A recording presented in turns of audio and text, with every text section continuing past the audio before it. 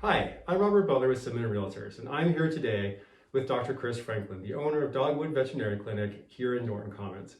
My family and our golden retriever Daisy and I had such a great experience with you and your team that I wanted to highlight a small business owner. So thank you for your time today, Dr. Chris. Thank you for having me. So I just want to start out by asking you, what made you decide to become a veterinarian? Well, so when I was growing up, I didn't really have this passion that I knew I was going to go do it, which is what a lot of people say. I actually was in high school, and one of my good friends, his dad was an equine surgeon, and I started shadowing him and following him and just really found this passion for surgery and medicine. And it was in the equine world, and I didn't know if I wanted to do horses or small animal at that time.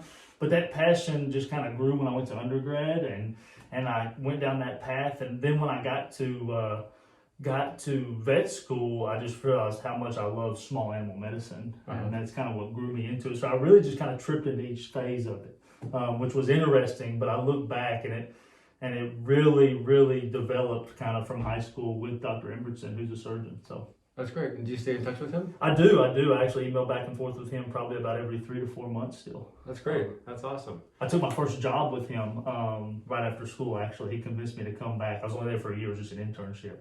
That's how I knew for sure I wanted small animal medicine. So That's a great way to do it, an internship, Yes. for sure. So then how long have you actually been a veterinarian? So nearly 6 years now. I graduated from Auburn in 2015. It took me 9 years through school, so I went to undergrad for 5 years. I double majored and played football while I was there, and then 4 years of vet school. So I've been out for 6 years now. Wow. So It's a lot of schooling. it is a lot of school. It is a lot of school.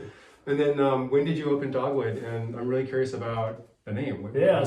We opened Dogwood Veterinary Clinic in July of 2019. It was supposed to be in earlier that year, but everybody knows how building goes. Right. And so we had some setbacks in the winter. But in July of 2019, me and my wife were looking for a pre-existing clinic to buy in the Southeast. I was working in Auburn at the time. Okay.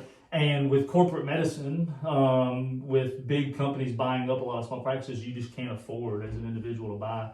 And so we found out about Norton Commons, and we started looking around Norton Commons and the area.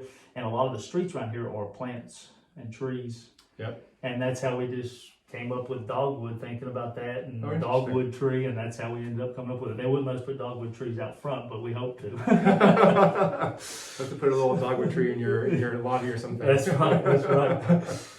So ultimately, then Norton Commons was the place to go because family brings you a lot of places. Yeah. So my father-in-law kept on saying there needs to be a veterinarian in Norton Commons. My Sure. father-in-law is an equine veterinarian, and he's lived here since 2008. Okay. And one summer I came up, or maybe it was late winter, right before the holidays, I came up to visit with Katie, and we were walking around Norton Commons, kind of just taking the dogs on a walk and looking around, and I saw the pets out, and I started looking at the demographics on the veterinary clinics around here, and I knew right then, the number of houses going up here in Norton Commons, like it can really sustain a veterinary clinic, and that's how we made that decision.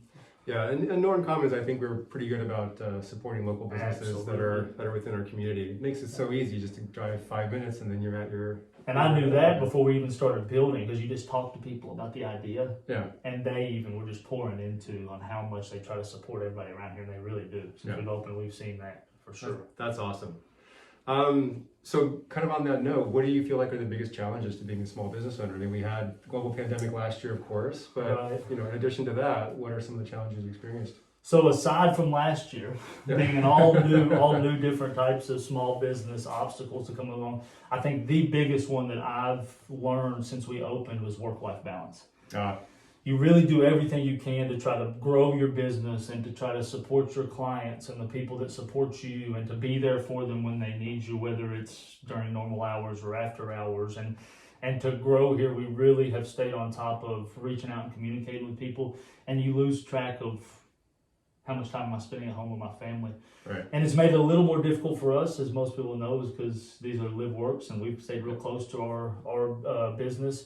And I have a 15-month-old, which has made it even more interesting. But the work-life balance, and it's been a struggle, but having Katie, my wife, who's also a veterinarian, with me starting this practice has helped a lot, because we can kind of sit down and look at that together, because she knows what I'm going through, because she does the same thing. Yeah. But that's been the most difficult part. But it's been amazing how understanding people have been here and seeing, what we have. And if you just talk with people in small business, you can create such a relationship that if you just talk with people, they understand most of the time.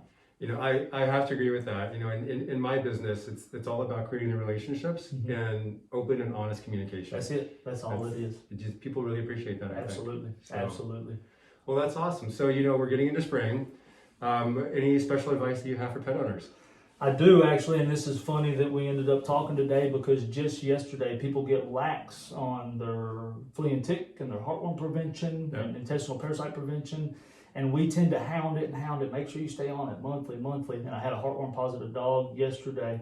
We don't see a lot of heartworm positive pets here. We do see a lot of intestinal parasites. But as those weather starts warming up, it takes 34 degrees for the mosquitoes to come back out. Oh my gosh. And fleas to start coming back out. And so it's really important to stay on top of those and not take it, especially in Kentucky, where we had ice storms last week and now it's 47 degrees. So we're going to see those things this time of year. So it's really important to stay on top of that prevention. That's great advice. Absolutely. Anything else you'd like to mention? Well, something we kind of touched on, the thing I like to say is this community has been amazing since we opened. Everybody has been so supportive through the pandemic. Continue to support the small businesses around here. We have just felt the love and it really has helped us in our first couple of years of business. That's awesome. Such a great message.